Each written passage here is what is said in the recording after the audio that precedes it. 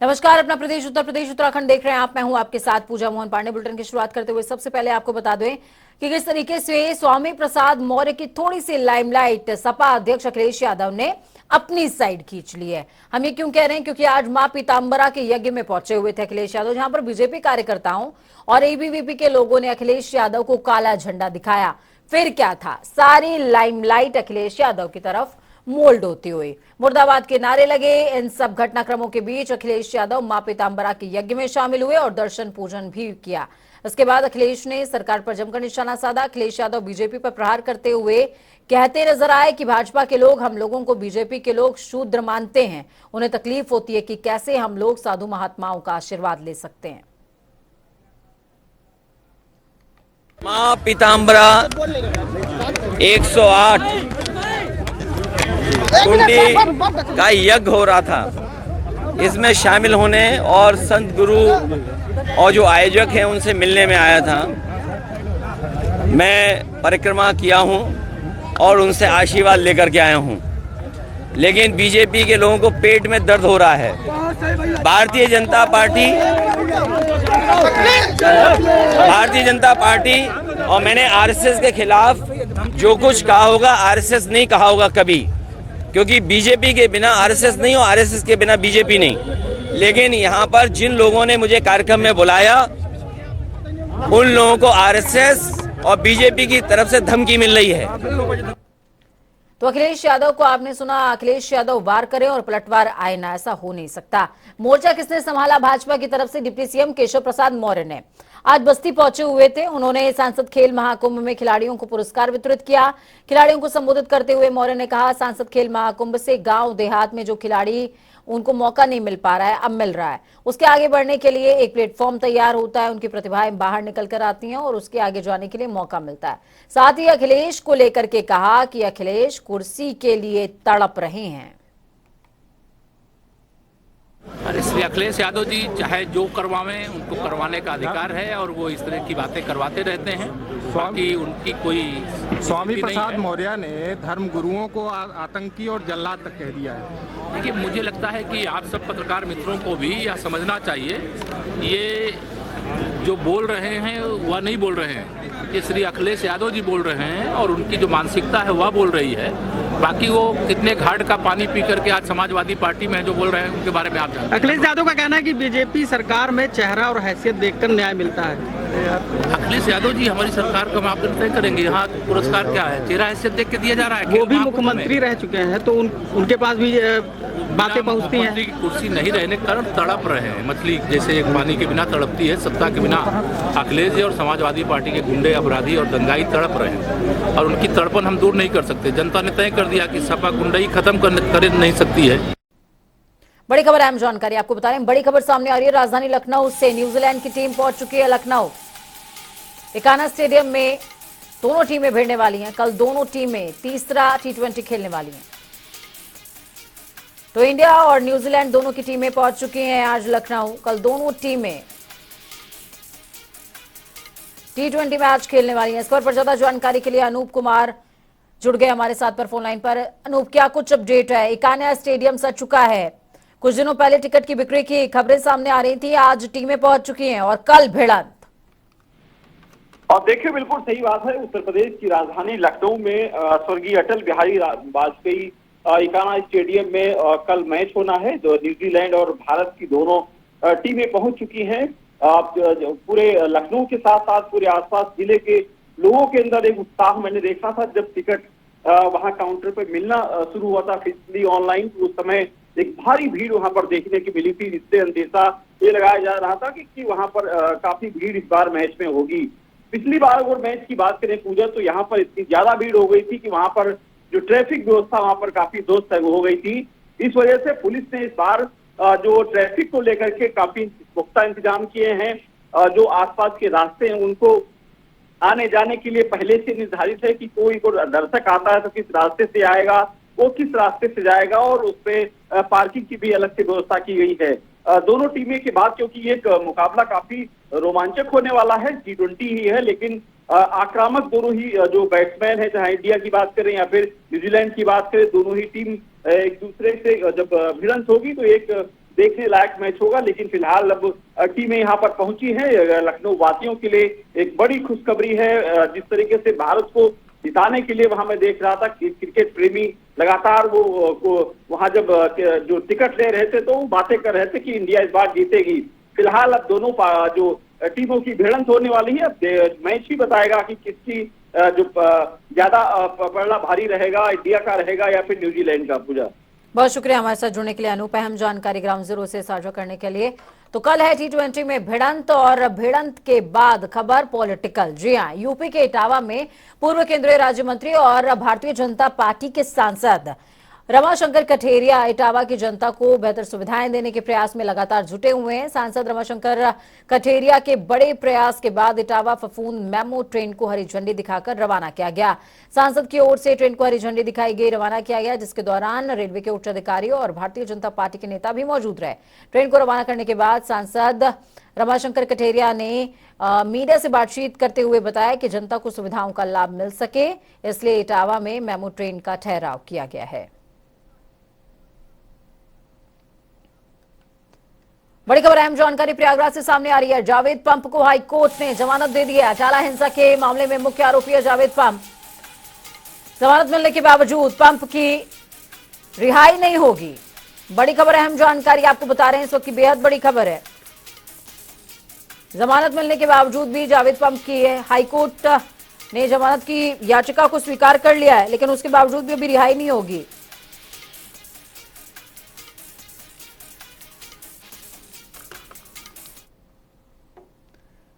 तो वही एलडीए में फाइलें गायब होने का सिलसिला बहुत पुराना है। जब अवैध निर्माण की पहचान होती है तब उसकी असली फाइल नहीं मिलती। प्राधिकरण कर्मियों की माने तो रिटायर होने वाले दर्जनों कर्मचारी और बिल्डर्स की मिलीभगत से फाइलें गायब हुई हैं, लेकिन उन पर अब फाइलों को ढूंढना अफसरों के लिए टेढ़ी खीर साबित हो रहा है। हालात ऐसे कि अलाया अपार्टमेंट सहित कई विवादित अपार्टमेंट्स की फाइलें मिल नहीं रही हैं। ऐसे में अब वीसी डॉक्टर इंद्रमणि त्रिपाठी ने कड़ा रुख इख्तियार करते हुए चेतावनी दी कि जो भी जिम्मेदार है उसके खिलाफ एफआईआर दर्ज कराई जाए। इतना ही नहीं, वीसी ने हिदायत दी है कि फाइलों के डिजिटलीकरण करके इस समस्या का निदान किया जाएगा। अलाया अपार्टमेंट के जमींदोज होने के बाद अब एलडीए जो है इनकी फाइलों को तलाशने के लिए तेज काम कर रहा है, लेकिन नक्शे की फाइल छोड़कर अभी कोई फाइल नहीं मिल पाई है। और इसको लेकर के इंद्रमणि त्रिपाठी ने अफसरों से साफ कह दिया है कि अब फाइल न मिलने पर कर्मचारियों के खिलाफ एफआईआर कराई जाए। लेकिन एफआईआर कैसे होगी? अभी तक केवल पूरे एलडीए में 4 कर्मचारियों के खिलाफ एफआईआर हो पहले मामलों में हुई है, और उसके बाद कई जो है आरोपी अभी ऐसे ही टहल रहे हैं। साथ ही जो लखनऊ में अवैध अपार्टमेंट की संख्या है वो करीब 4000 से ज़्यादा हो गई है, जिनकी जो फाइलों की तलाशने के काम भी शुरू किया गया है। आज एलडीए ने अलाया अपार्टमेंट की पूर्व फाइलों की जिनके बारे में ध्वस्तीकरण के आदेश हुए थे वो फाइल तलाशने के लिए पुराने जो है जगदीश चंद्र बोस मार्ग पे स्थित अपने ऑफिस में भी छानबीन शुरू की है, और अलमारियां वहां भी तलाशी जा रही हैं। सारी फाइलें इकट्ठा की जा रही हैं, और उसके बाद अगर ये फाइलें नहीं मिली तो संबंधित कर्मचारी चाहे वो कार्यरत हो या वो रिटायर हो गया हो, उसके खिलाफ एलडीए एफआईआर कराएगा और उसके बाद उसकी जवाबदेही तय होगी। कोशिश ये भी की जा रही है कि जो अब फर्दर आगे नक्शे पास हों या जो इमारतें बने तो उनके लिए भी जो है पूरे जो कई चरण में फाइल रखी जाएं और डिजिटल फाइल भी रखी जाएं, ताकि जो है उनके गायब होने का खतरा खत्म हो जाए। कैमरामैन आशीष के साथ टीएन मिश्रा, जनता टीवी, लखनऊ। हर साल की तरह इस साल भी सिद्धार्थनगर के स्थापना दिवस सिद्धार्थनगर महोत्सव की जो धूम है वो देखने को मिल रही है। आगाज हो चुका है। सिद्धार्थनगर महोत्सव के मुख्य अतिथि उत्तर प्रदेश सरकार के आयुष, खाद्य एवं औषधीय मंत्री दयाशंकर मिश्र दयालु ने दीप प्रज्वलन के साथ महोत्सव का आगाज किया। तो वहीं इस दौरान दयाशंकर मिश्र ने लोगों को संबोधित करते हुए कहा कि बुद्ध की धरती पर आने के लिए मैं जनता और प्रशासन का आभारी हूं, जिन्होंने मुझे मौका दिया। अभी मैंने मंच पर बैठकर माननीय सांसद से पूछा कि कितना बजट है, तो जो बताया उन्होंने वो निश्चित ही कम है। जितना भव्य आयोजन है, जितना बड़ा, जितने बड़े कलाकारों को बुला के यहाँ कार्यक्रम हो रहा है, निश्चित ही हम यहाँ की बात, जिले की आवाज़ हम माननीय मुख्यमंत्री जी तक पहुँचाकर इसके बजट को बढ़ाने का हर संभव प्रयास करेंगे, क्योंकि आयोजन की गहराई कह लीजिए, आयोजन के बृहद रूप को देखते हुए निश्चित ही आपका ये जो यहाँ का बजट है वो। स्वामी प्रसाद मौर्य हैं कि बाज नहीं आते।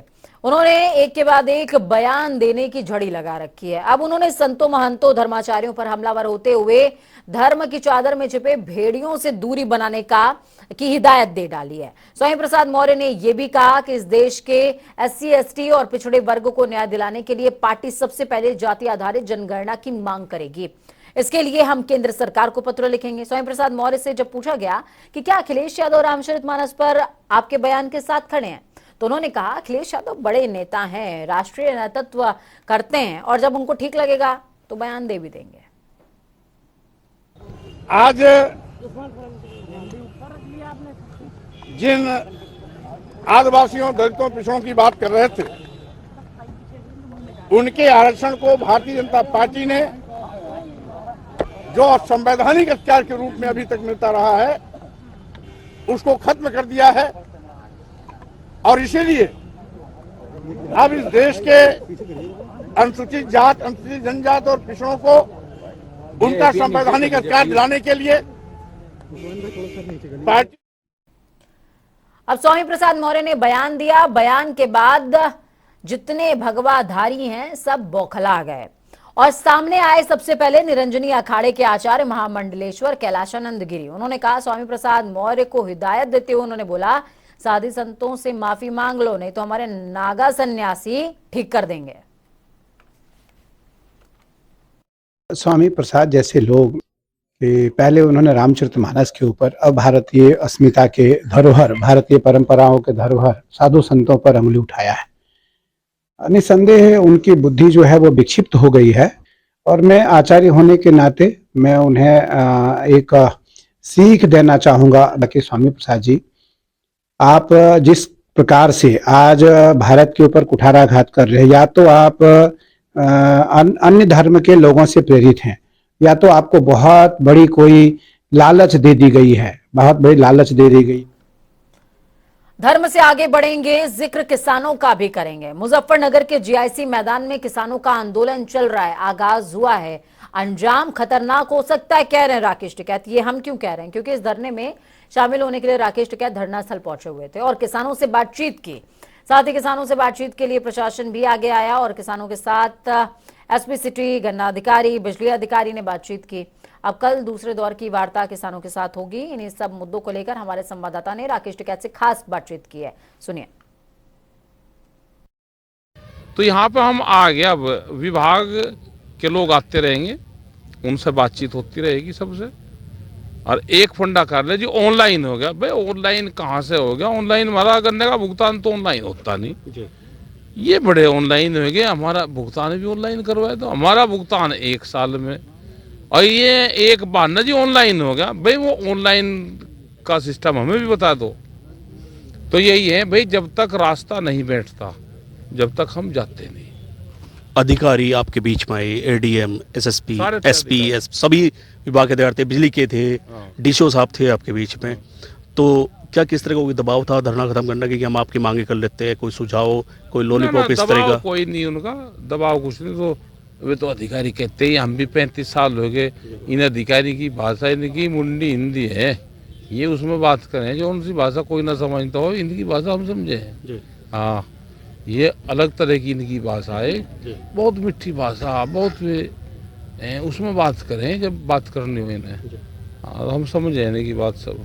हमने कहा दिन में कर रहे हैं हम बात, भाई रात को होगी, रात को नहीं बात करें। हमारे आदमी आओगे भाई, हम तो सलाह मशवरा करेंगे, गांव के आदमी आओगे। तो आपने बोला कि हम कल बात करेंगे।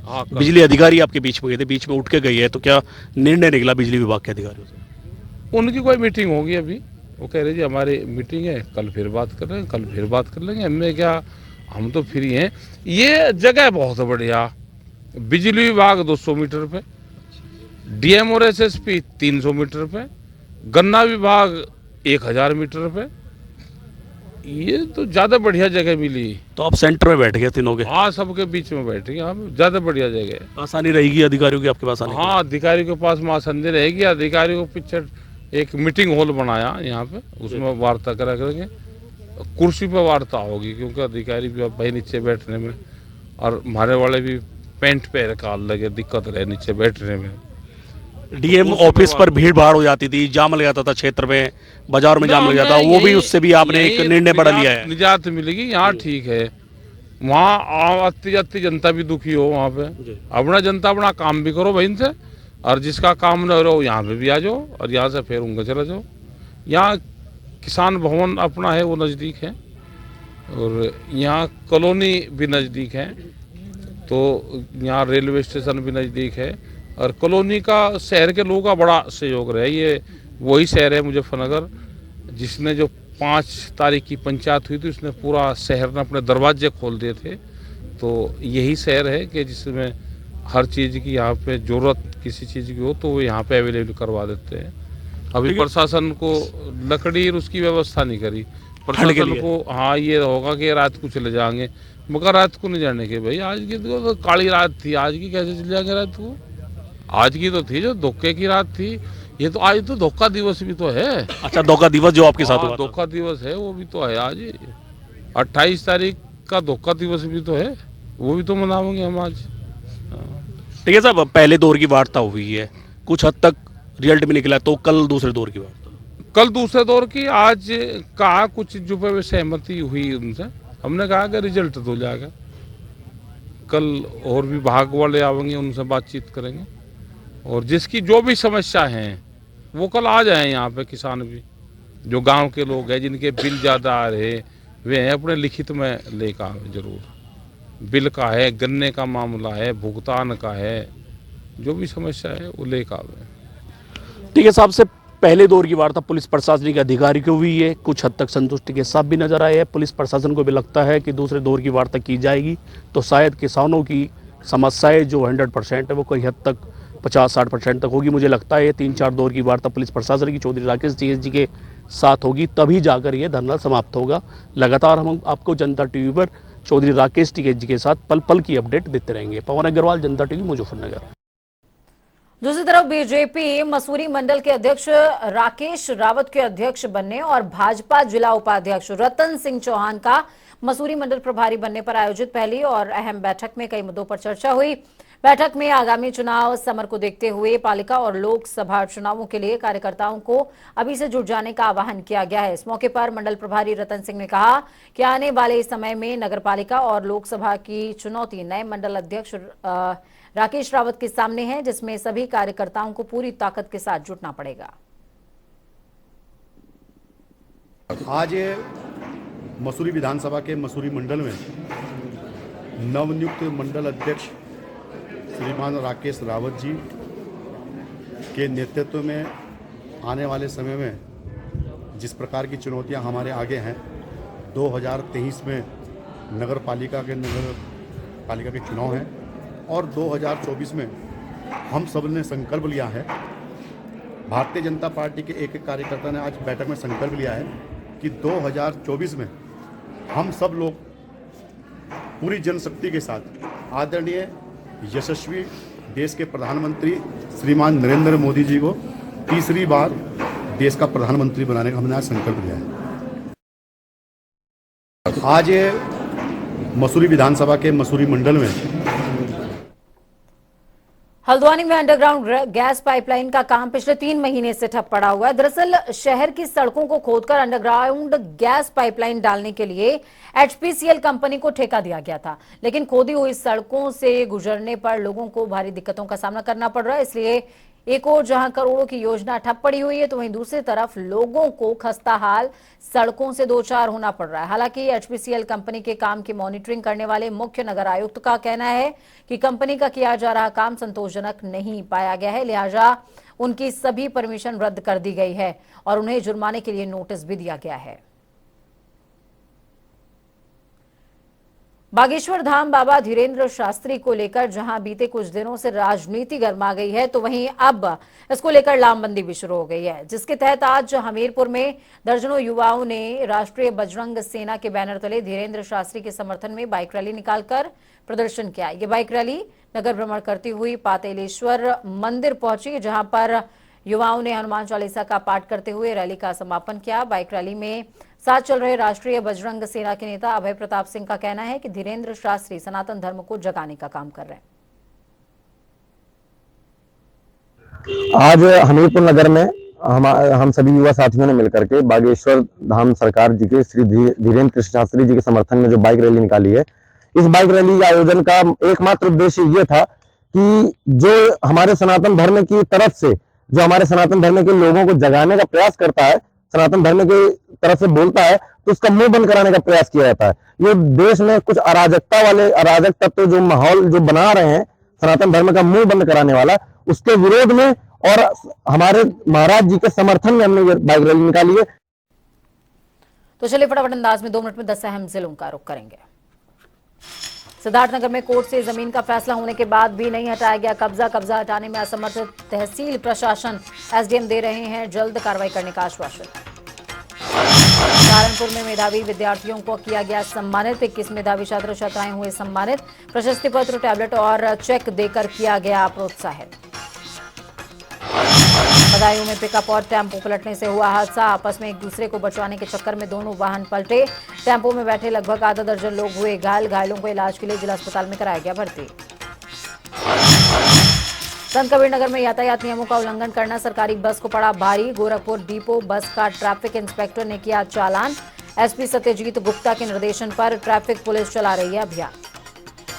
देहरादून में अतिक्रमण हटाओ अभियान जारी, हाईवे से हटाया गया अतिक्रमण, जेसीबी की मदद से तोड़ा गया पक्का निर्माण, भारी तादाद में पुलिस बल मौके पर रहा तैनात, जिला प्रशासन ने 1 हफ्ते पहले दिए नोटिस के बाद शुरू कार्रवाई। लखनऊ में रिक्शा चालक की महिला ने की चप्पलों से पिटाई, चप्पल बरसाती महिला का वीडियो तेजी से वायरल, गरीब को बचाने में लाचार नजर आया पुलिस कर्मचारी। गोड्डा में सीडीओ गौरव कुमार का शासन ने हटाया, जनप्रतिनिधियों की शिकायत पर लिया गया एक्शन, अक्सर विवादों में रहते थे गोंडा सीडीओ गौरव कुमार, अरुण मौली होंगे गोंडा के नए सीडीओ। बड़ौत में अवैध स्पा सेंटर के बाहर कॉलोनी के लोगों ने किया हंगामा, सेंटर में काम करने के लिए पहुंची लड़कियों को बनाया बंधक, पुलिस पर लगाया मिलीभगत का आरोप, 2 लड़कियों और 1 महिला को किया गया गिरफ्तार। मथुरा में इनामी बदमाश को किया गया गिरफ्तार, कई सालों से हत्या के मामले में चल रहा था फरार, डबल मर्डर के मामले में थी शामिल आरोपी, हत्या में शामिल तमंचा और कारतूस भी किए गए बरामद। गोंडा में प्रशासनिक कार्यक्रम में ग्राम प्रधानों का बहिष्कार, जिला स्वच्छता समिति की कार्यशाला में किया गया ग्राम प्रधानों ने बहिष्कार, अपनी मांगों को लेकर प्रधानों ने किया प्रदर्शन, कार्यक्रम के बीच मंच पर चढ़कर ग्राम प्रधानों ने की नारेबाजी। वक्त यहाँ पर छोटे से ब्रेक का, ब्रेक उस पार खबरों का सफर लगातार जारी रहेगा, बने रहिए जनता टीवी के साथ, क्योंकि हम आपकी ताकत, अपना और अपनों का बहुत ज्यादा ख्याल रखिए। नमस्कार।